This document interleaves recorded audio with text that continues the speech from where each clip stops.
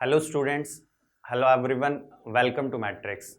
In this video, I will discuss about some important points to keep in your mind before selecting or choosing your stream after class 10th. First of all, let me introduce myself. I am Narendra Kok. I did my BTech from IIT Kharagpur back in 2010, and since 2010 I have been teaching chemistry for last 10 years. देखो, जो बच्चे अभी 9th या 10th में हैं उनके mind में कहीं ना कहीं ये बात जरूर चल रही होगी कि उनको 10th के बाद किस स्ट्रीम का सिलेक्शन करना चाहिए या कौन सा जो स्ट्रीम है, सब्जेक्ट है, वो उनके लिए बेस्ट हो सकता है. But it's a very long question, it's a very difficult question कि जिसका आंसर मैं इस 5 to 10 मिनट के वीडियो में आपको दे सकूं. बट स्टिल इस वीडियो में मैं कुछ 4 to 5 पॉइंट्स जो इम्पॉर्टेंट हैं वो आपके साथ डिस्कस करूंगा, जो कि डेफिनेटली आपके स्ट्रीम के सिलेक्शन में हेल्प करेंगे. तो सबसे पहला जो पॉइंट है, जो सबसे पहला पॉइंट है वो ये कि नॉर्मली इंडिया में लोग कैसे आफ्टर 10th स्ट्रीम का सिलेक्शन करते हैं. तो उसके लिए नॉर्मली दो अप्रोचेज हैं.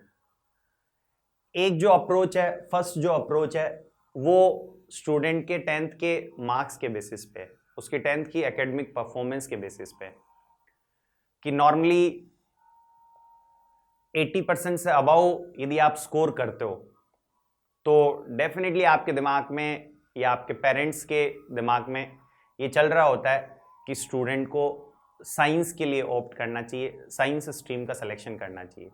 और 60 to 80% के आसपास होता है तो जनरली कॉमर्स या बिजनेस स्टडीज़ के लिए लोग जाते हैं. और बिलो 60% होता है तो लगभग ऐसा मान लिया जाता है कि भाई ये तो सबसे खराब स्टूडेंट है, इसको तो जहाँ वो आर्ट्स ले लेनी चाहिए. अब ये जो अप्रोच है ये नॉर्मली ऐसे बच्चे को लगता है कि बच्चे ने अपने मन से सब्जेक्ट का सिलेक्शन किया है, जबकि ये जो अप्रोच है वो एक्चुअल में सोसाइटी में लोगों के दिमाग में पहले से फिट है. और वही जो पेरेंट्स हैं, वही जो लोग हैं, वो एक्चुअल में बच्चे के दिमाग में भी कहीं ना कहीं ये बात बैठा देते हैं. और फिर बच्चा भी जो है वो एक्चुअल में यही सोचने लगता है कि मेरे यदि बहुत अच्छे मार्क्स आएंगे तो मैं साइंस लूंगा और खराब मार्क्स आएंगे तो मैं आर्ट्स लूंगा. नॉर्मली ये जो अप्रोच है, इस अप्रोच का जो बेसिस है वो दो पॉइंट्स हैं. फर्स्ट, लोगों में ये परसेप्शन रहता है कि भाई जो साइंस सब्जेक्ट्स हैं, मैथ्स एंड बायो, वो पढ़ने में थोड़े डिफिकल्ट हैं. तो जो स्टूडेंट्स 60 से भी बिलो स्कोर करते हैं या जिनका एकेडमिक परफॉर्मेंस 10th में खराब रहता है, उनके लिए बहुत डिफिकल्ट होगा कि वो उन सब्जेक्ट्स को स्टडी कर पाएं. और रिलेटिवली जो आर्ट्स वाले सब्जेक्ट्स हैं वो आसान है, तो एक्चुअल में जिनका एकेडमिक परफॉर्मेंस 10th में बहुत ही खराब रहा है, वो बच्चे क्या कर सकते हैं, आर्ट्स वाले सब्जेक्ट्स को पढ़ सकते हैं. इसके अलावा एक परसेप्शन जो सोसाइटी या पेरेंट्स या स्टूडेंट्स के माइंड में जो रहता है वो ये भी रहता है कि आर्ट्स वाले जो सब्जेक्ट्स हैं उनमें जो कंपटीशन है वो रिलेटिवली कम है. बट एक्चुअली स्पीकिंग ये जो दोनों परसेप्शंस हैं, ये दोनों ही जो बातें हैं, ये दोनों ही जो पॉइंट्स हैं वो ट्रू नहीं है. एक दूसरा जो अप्रोच सब्जेक्ट या स्ट्रीम सिलेक्शन का नॉर्मली स्टूडेंट्स में होता है वो एक्चुअल में तब होता है जब स्टूडेंट सोलली अपने बेसिस पे स्ट्रीम का सिलेक्शन करता है और वो उसके 9th और 10th में डिफरेंट जो सब्जेक्ट्स हैं उनके एक्सपीरियंस के बेसिस पे होता है. एक्चुअल में 9th और 10th में वैसे देखें तो साइंस भी है, बायो भी है ना, मैथमेटिक्स भी है, एक्चुअल में आर्ट्स वाले सब्जेक्ट्स भी हैं. सब 9th और 10th में थोड़ा थोड़ा पार्ट रखते हैं. अब जैसे कई बार ऐसा होता है कि 9th और 10th में जो बच्चा है वो लेट्स से ज्योमेट्री का कोई चैप्टर पढ़ रहा हो और उस चैप्टर में उसको थोड़ा बहुत डिफिकल्टी फील हुई, तो वो उसी के बेसिस पे ये डिसीजन ले लेता है कि मुझे आफ्टर 10th मैथमेटिक्स नहीं लेना है। कई बार कुछ बच्चों को ऐसा लगता है कि बायोलॉजी जो सब्जेक्ट है उसको तो सिंपल मगअप करना होता है, इसमें लॉजिकल चीजें बहुत ही कम होती हैं। बस इसी पॉइंट ऑफ व्यू से वो एक्चुअल में ये डिसीजन ले लेता है कि आफ्टर 10th मुझे बायो नहीं लेना है। जैसे मैं अपना ही एग्जाम्पल दे दूं तुम्हें, मैं अपनी स्कूल का टॉपर था, तो ये काफ़ी ऑब्वियस सा था मेरे दिमाग में भी, इनफैक्ट मेरे आसपास के जो भी मेरे नॉन पेरेंट्स थे उनके दिमाग में भी, कि बच्चे को साइंस लेना है। बट साइंस में भी अब बायो लेना है या मैथ्स लेना है, तो मैंने केवल इस बेसिस पे मैथ्स का सिलेक्शन किया कि मुझे डायग्राम बनाने में बहुत डिफिकल्टी होती थी। जो भी मेरे 9th और 10th में बायो में डायग्राम वगैरह होते थे जिनको मुझे बनाना होता था, उसमें डेफिनेटली मैं हमेशा अपने फ्रेंड्स की हेल्प लिया करता था कि ये डायग्राम तुम मेरे लिए बना दो, मैं तुम्हारे लिए कुछ और कर दूंगा। लेकिन एक्चुअली स्पीकिंग ये तुम्हें पता होना चाहिए, या आज तो मुझे भी पता है, कि बायो पढ़ने के लिए डायग्राम बनाना जो है वो एक नेसेसरी कंडीशन नहीं है। उस डायग्राम में जो है उसको अच्छे से समझना वो ज़्यादा इम्पोर्टेंट है, और आज के ज़माने में डायग्राम बनाने की इन सब की ज़रूरत भी नहीं है, स्पेशली कॉम्पिटिटिव एग्जाम के पॉइंट ऑफ व्यू से। बोर्ड के एग्जाम में फिर भी हो सकता है आपको कभी डायग्राम ड्रॉ करने पड़े। इसके अलावा जैसे मान लो SST है, तो कुछ बच्चे जो है वो एक्चुअल में SST को ऐसे समझते हैं जैसे कि अगेन इसमें तो जो है वो सब कुछ मगअप ही करना पड़ता है, बहुत ही बोरिंग सब्जेक्ट है, और इसी बेसिस पे ये डिसीजन ले लेते हैं कि मुझे आर्ट्स वाले सब्जेक्ट नहीं लेना। तो देखो ये जो अप्रोच है वो भी डेफिनेटली जो है वो गलत है। ये जो अप्रोच है, इनफैक्ट दोनों ही जो अप्रोच है वो गलत है। एक्चुअल में जैसे सेकंड अप्रोच गलत का रीजन ये भी हो सकता है कि मान लो सपोज कोई पर्टिकुलर सब्जेक्ट है जो तुमने 9th या 10th में पढ़ा, और वो जो सब्जेक्ट है उसका जो टीचर है वो हो सकता है उस सब्जेक्ट के लिए तुम्हारा इतना इंटरेस्ट नहीं डेवलप कर पाया, इसलिए वो सब्जेक्ट तुम्हें खराब लग रहा हो, जबकि एक्चुअल में हो सकता है कि तुम्हारी जो स्किल्स हैं वो ऐसी हो कि उस सब्जेक्ट में तुम अच्छा कर सकते हो। इसके अलावा एक पॉइंट और भी होता है कि जो 9th 10th की जैसे फिजिक्स है, 9th 10th की केमिस्ट्री है, 9th 10th की जो मैथ्स है, उससे 11th और 12th की जो मैथ्स, फिजिक्स, केमिस्ट्री, ये सब जो है वो एकदम ऑल टुगेदर डिफरेंट होती हैं, उनमें बहुत ही कम रिलेशन होता है। 9th और 10th में केमिस्ट्री के पॉइंट ऑफ व्यू से मैं तुम्हें बताऊं तो जैसे मान लो तुम्हें एक चैप्टर पढ़ाया जाता है 10th में, carbon and it's compounds. Actual में उसमें बॉन्ड के बारे में बहुत ही इनफॉर्मल सा दिया हुआ होता है, उसके बेसिस पे एक्चुअल में तुम ये डिसाइड कर लो कि नहीं मुझे केमिस्ट्री अच्छे से नहीं समझ में आई, तो वो गलत बात है। तो ये जो दोनों अप्रोच हैं वो डेफिनेटली जो है वो गलत हैं। इनके बेसिस पे, सोलली इनके बेसिस पे नहीं डिसीजन लेना चाहिए। डेफिनेटली थोड़ा बहुत कोरिलेशन होता है, तुम्हारे मार्क्स अच्छे हैं तो हो सकता है कि तुम जो है वो साइंस के लिए जो है वो जाना पसंद करो, लेकिन ऐसे भी बहुत सारे स्टूडेंट्स हैं जिनके मार्क्स जो है वो एक्चुअल में 10th में बहुत अच्छे होते हैं, फिर भी जो है वो 11th या 12th में साइंस की बजाय किसी और स्ट्रीम या सब्जेक्ट का सिलेक्शन करते हैं। नेक्स्ट कुछ पॉइंट्स हैं जिनके बारे में इस वीडियो में अपन डिस्कस करेंगे, और वो पॉइंट्स डेफिनेटली जो है वो तुम्हारे स्ट्रीम के सिलेक्शन में हेल्प करेंगे। जो सबसे फर्स्ट पॉइंट है, जो सबसे फर्स्ट रूल है, वो ये कि ऐसा नहीं है कि तुमने जो सब्जेक्ट आफ्टर 10th सेलेक्ट कर लिया, लाइफ लॉन्ग तुम्हें उसके साथ स्टिक करना है। एक्चुअल में तुम जो है वो ड्यूरिंग योर ग्रेजुएशन और पोस्ट ग्रेजुएशन एक्चुअली एक सब्जेक्ट से दूसरे सब्जेक्ट में ट्रांजिशन भी कर सकते हो, बट तुम्हें पता होना चाहिए कि कौन से ट्रांजिशंस हैं जो आसान है, कौन से ट्रांजिशंस हैं जो डिफिकल्ट हैं।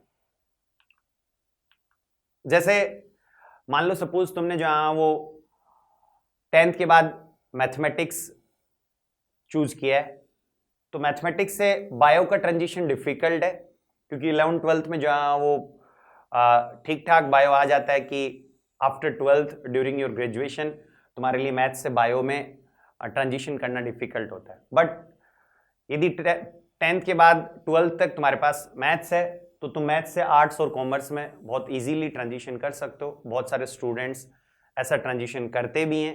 इनफैक्ट बहुत ही फेमस कॉलेजेस हैं, जैसे दिल्ली यूनिवर्सिटी में SRCC Shri Ram college of commerce, उसमें तुम्हें बहुत सारे स्टूडेंट्स ऐसे मिल जाएंगे जो एक्चुअल में या जिनके पास एक्चुअल में 11th और 12th में मैथ्स था एंड आफ्टर 12th बहुत अच्छा स्कोर करके वो एक्चुअल में जहाँ वो कॉमर्स पढ़ रहे हैं Shri Ram college of commerce में SRCC में।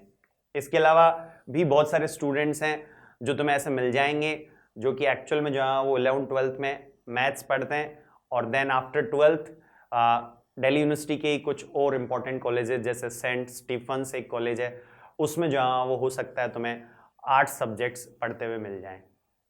इसके अलावा जैसे एक IIM इंदौर का BBA + MBA इंटीग्रेटेड प्रोग्राम चलता है। ऐसा लगता है कि वो BBA + MBA वाला जो इंटीग्रेटेड प्रोग्राम है वो कॉमर्स वाले स्टूडेंट्स के लिए बना हुआ है, बट ऐसा नहीं है।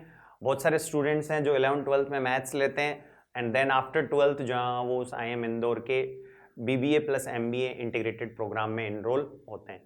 तो तुम्हें आइडिया होना चाहिए कि ये जो ट्रांजिशंस हैं वो पॉसिबल हैं।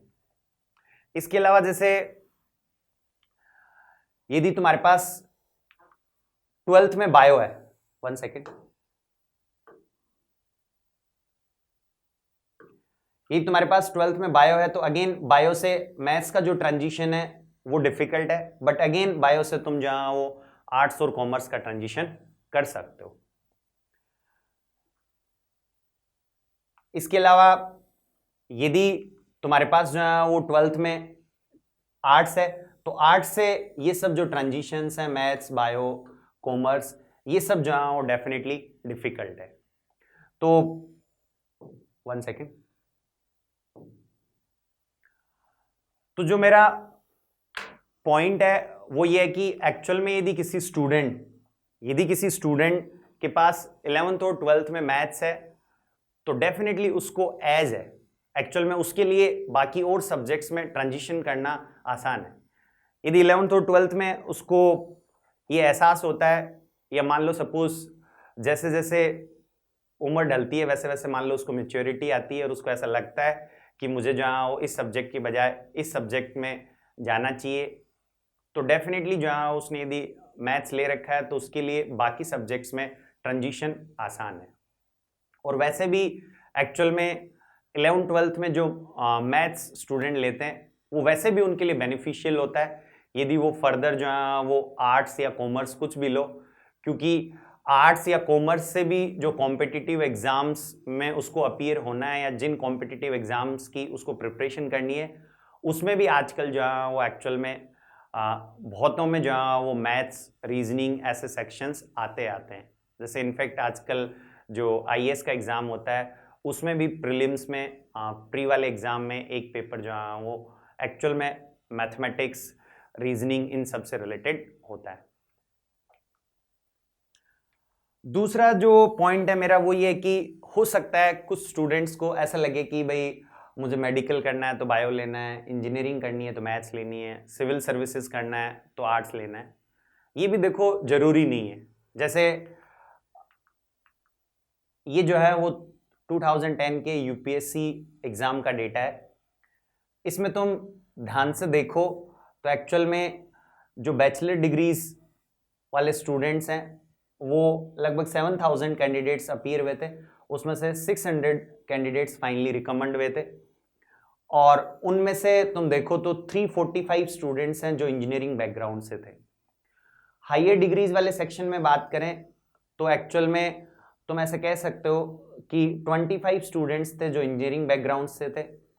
ओवरऑल यदि engineering plus medical science plus science को अपन साइंस माने तो तुम ऐसे देख सकते हो कि एक्चुअल में 345 plus 48 it's around 495 almost 500 students ऐसे हैं जो कि साइंस बैकग्राउंड से हैं और जो ह्यूमैनिटीज बैकग्राउंड है उससे अराउंड 112 स्टूडेंट्स हैं।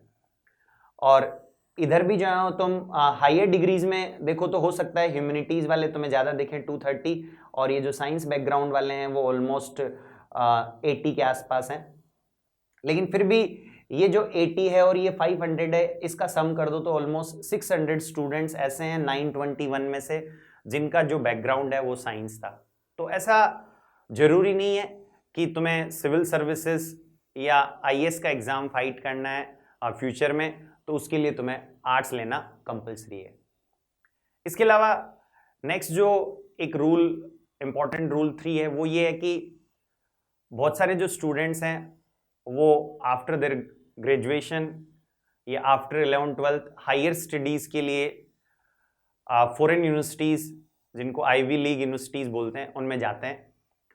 तो एक्चुअल में देखो कुछ यूनिवर्सिटीज फॉरेन वाली ऐसी होती हैं जिनमें कि डेफिनेटली आपके मॉम डैड के पास पैसा हो तो डेफिनेटली जो है आप पैसा पे करके उनमें एडमिशन ले सकते हो। लेकिन मोस्ट ऑफ द स्टूडेंट्स ये चाहते हैं कि एक्चुअल में कोई स्कॉलरशिप मिल जाए और उस स्कॉलरशिप की हेल्प से जो है वो बहुत अच्छी यूनिवर्सिटी में वो आगे अपना पढ़ाई कर सकें। तो ये जो स्कॉलरशिप्स हैं वो वैसे तो लगभग सभी स्ट्रीम्स के लिए अवेलेबल होती हैं, but still almost 80 to 90% scholarships जो इंजीनियरिंग एस्पिरेंट्स होते हैं उन्हीं को मिलती हैं।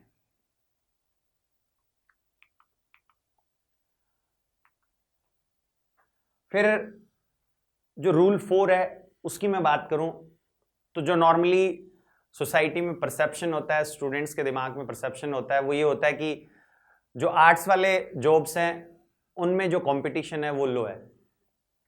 लेकिन देखो हो सकता है आर्ट्स के जो लो लेवल जॉब्स हैं उनमें कंपटीशन लो हो सकता है, बट जो बहुत बढ़िया जॉब्स हैं उनमें डेफिनेटली जो है वो कंपटीशन उतना ही स्टिफ होता है, उतना ही डिफिकल्ट होता है जितना और स्ट्रीम वाले कॉम्पिटिटिव एग्जाम्स में होता है। जैसे जो कॉमर्स वाले स्टूडेंट्स हैं, जो कॉमर्स वाले स्टूडेंट्स हैं उनके लिए जैसे बिजनेस मैनेजमेंट, एमबीए जो प्रोग्राम्स हैं उनमें कंपटीशन जो इंजीनियर्स हैं वो बढ़ा देते हैं। जैसे एक्चुअल में जो Indian institute of management IIMs हैं, IIM Ahmedabad, IIM Bangalore, IIM Calcutta, इन सब में जो एडमिशन होता है वो एक एग्ज़ाम कैट के थ्रू होता है। और उस कैट के एग्ज़ाम में तुम हमेशा अखबार में पढ़ोगे कि ऐसे स्टूडेंट्स ने टॉप किया है जो आईटी से हैं, बिट्स से हैं। तो एक्चुअल में जो है वो उन आईएम्स में भी 60 to 70% जो स्टूडेंट्स हैं वो एक्चुअल में इंजीनियरिंग बैकग्राउंड से होते हैं। तो वो एक्चुअल में जो कॉमर्स वाले स्टूडेंट्स हैं उनके लिए कंपटीशन इंक्रीज कर देते हैं। इसके अलावा जो आर्ट्स वाले सब्जेक्ट्स हैं, जैसे आर्ट्स वाले स्टूडेंट्स के लिए सबसे जो प्रेस्टिजियस एग्जाम माना जाता है वो आईएएस का है। तो आईएएस में भी जो है वो एक्चुअल में सिविल सर्विसेज में भी आर्ट्स वाले स्टूडेंट्स के लिए जो इंजीनियर्स, डॉक्टर्स हैं वो कंपटीशन को इंक्रीज कर देते हैं। आई होप ये जो कुछ इंपॉर्टेंट पॉइंट्स हैं वो तुम्हारे लिए 10th के बाद स्ट्रीम सिलेक्शन में हेल्प करेंगे। एंड आई होप ये जो वीडियो है वो आपको अच्छा लगा होगा। और यदि आपको ये वीडियो अच्छा लगा तो प्लीज़ हमारे YouTube चैनल को सब्सक्राइब कीजिए, उसको लाइक कीजिए और शेयर कीजिए।